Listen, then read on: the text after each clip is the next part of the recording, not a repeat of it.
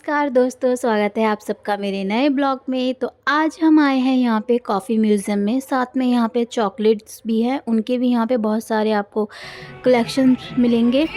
तो ये भी है अराकू वैली के अंदर ही, तो हम इसलिए यहाँ पे आ गए थे। और अगर आप भी अराकू विज़िट करने आए तो यहाँ पे भी ज़रूर आए। तो कुछ इस तरह के का यहाँ पे बाहर का ये एंट्रेंस था म्यूज़ियम का, और फिर उसके बाद हम अंदर गए। और यहाँ पे पड़ती है अंदर आने के लिए टिकट, तो आपको मेन गेट से यहाँ पे एंट्री के लिए टिकट लेना पड़ेगा। उसके बाद ही आप यहाँ पे म्यूज़ियम में आ पाएंगे।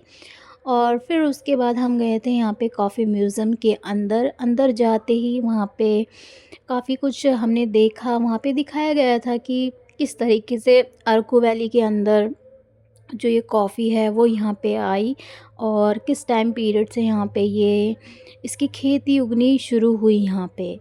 तो बेसिकली यहाँ पे जो ये कॉफ़ी का म्यूज़ियम है वो इसलिए है क्योंकि इस एरिया में यहाँ पे कॉफ़ी की खेती होती है।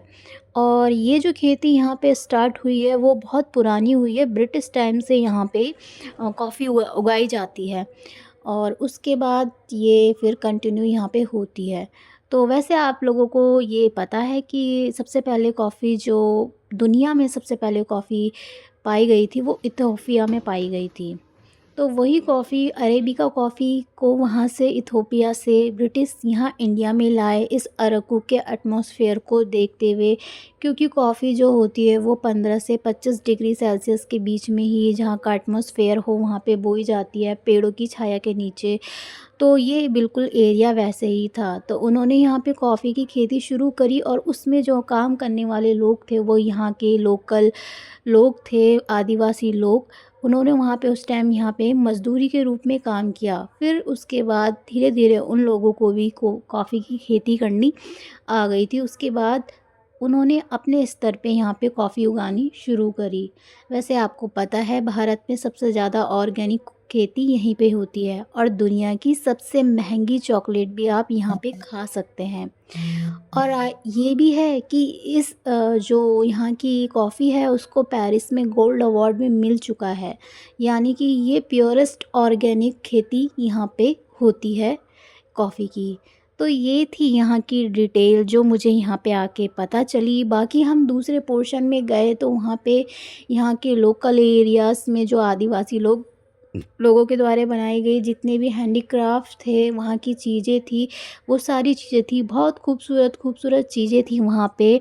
बैम्बू की बनी हुई चीज़ें भी थी और बाकी चीज़ें भी थी, और ये जितना भी सामान है ये सारा बैम्बू का बना हुआ है, और उसके ऊपर इस तरीके का कलर किया हुआ है, तो बिल्कुल भी आपको नहीं लगेगा।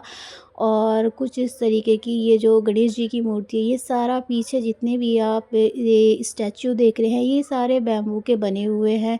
ये यहाँ पे दुर्गा माता का, तो इस तरीके की कुछ अलग प्रकार की चीज़ें जो बहुत ही यूनिक होती हैं वो यहाँ पे मिलेंगी। और वैसे भी अगर आप देखेंगे तो कहीं पे भी ट्रेड फेयर लगता है तो वहाँ पे ये सारी चीज़ें मिलती हैं, लेकिन वहाँ पे बहुत महंगी मिलती है। अगर आप इनको यहीं से लेंगे तो यहाँ पे आपको थोड़ा दाम सस्ता ही मिलेगा। तो काफ़ी अच्छी-अच्छी चीज़ें थी यहाँ पे। मैंने भी यहाँ से कुछ सामान लिया। कुछ मैंने यहाँ पे चीज़ें ली, जैसे मैंने लिया ये बैम्बू का फ्लावर पॉट लिया, और कुछ कप लिए, बैम्बू कप्स लिए।